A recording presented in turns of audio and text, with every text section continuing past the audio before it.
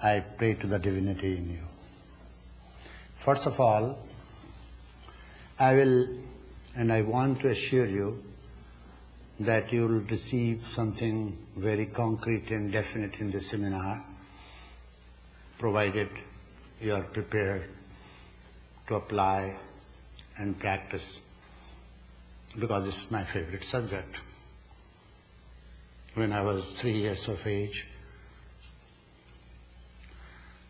since then I have been practicing and I've been taught this subject. The word yoga is used in many connotations. Yoga, Sanskrit words, comes from its root, yuzu, and yazu, means to unite, to join. An individual soul is united with the cosmic soul.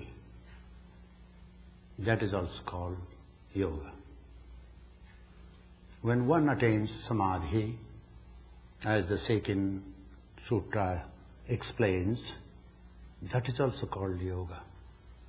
When prana and apana are joined, that is also called yoga. You have heard and studied in the books Karma Yoga, Jnana Yoga, Hatha Yoga, Laya Yoga, Raja Yoga.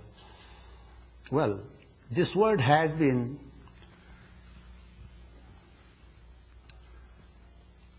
two, 3 times used in the Bible as thy yoke.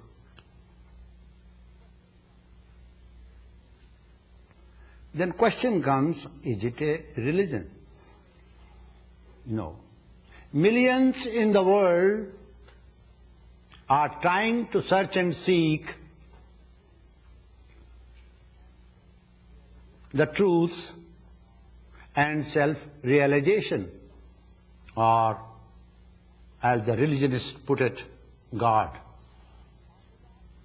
But orthodox religions do not satisfy their needs.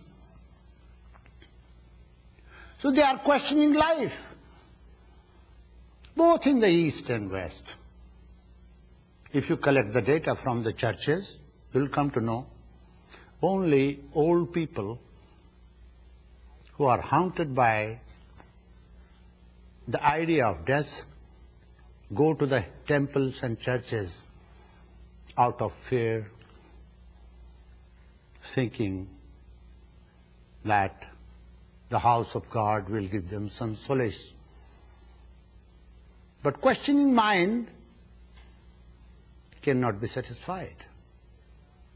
You go to church, you go to temple, you go to synagogues, the questioning mind is still there. The yoga science does not offer any new religion. Then what does it do? It offers methodology, methods. It does not condemn any religion.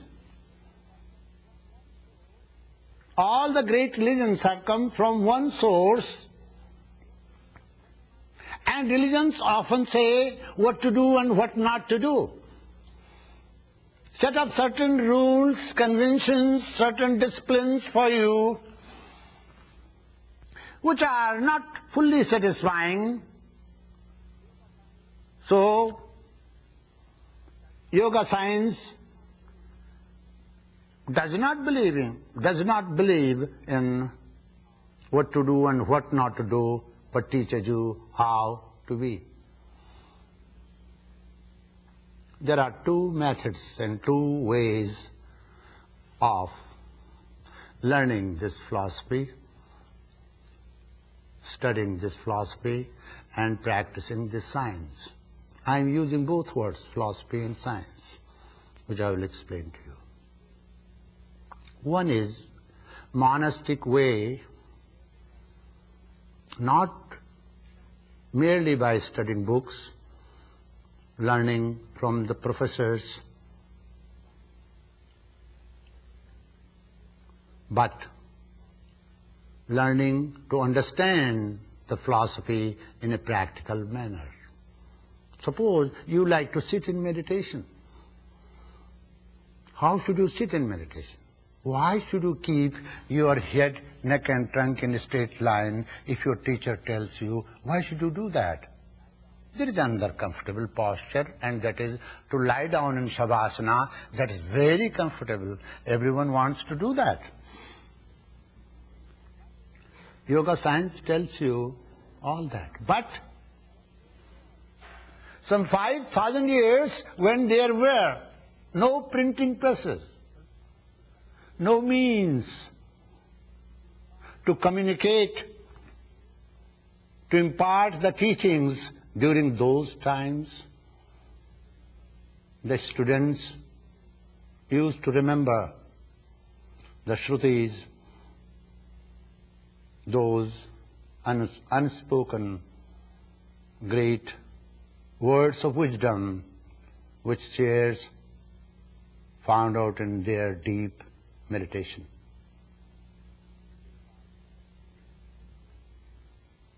Devatma Sakti Sagunair Nigudam, as Shveta Upanishad says. Te dhyana yogena gatanupashyan.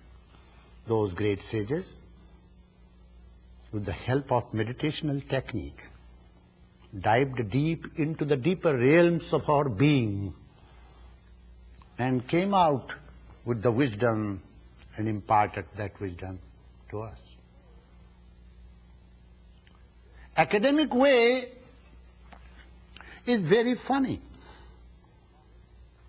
First of all, there is no university and college that teaches Yoga Darshana fully. They mention something about Yoga Darshana.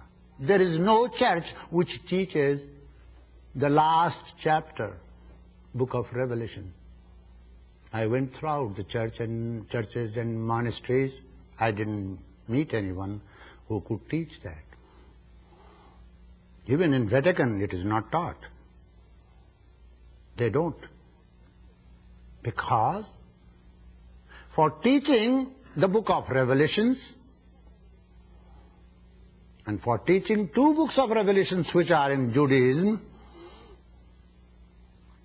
you need to understand the science yourself. You need to experience. Without experiential knowledge, you cannot understand anything. The description of seven churches, where the John describes his experiences, who was not actually from any conventional church, who was not direct disciple of Christ, then a question came. Those who were apostles and direct disciples of Christ, they did not receive those revelations. Why this John alone received? Who was he? It gives hope to those who are not in the tradition.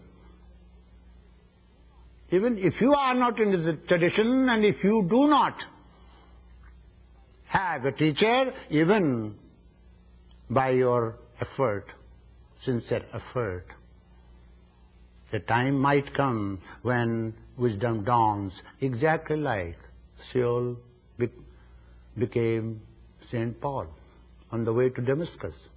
It is by the grace of God. But that grace comes when you have learnt that something which is called ascending force, how to use all your human efforts. And when you are tired, when you don't find the way, when you say, now I cannot do anything. My little body, with all my vigor, power, my limited mind I have used, my breath I have used, all my resources I have used. Now, I don't go anywhere, I find a plateau. There dawns that wisdom which helps you, leads you to the other shore of life. So when you talk of grace,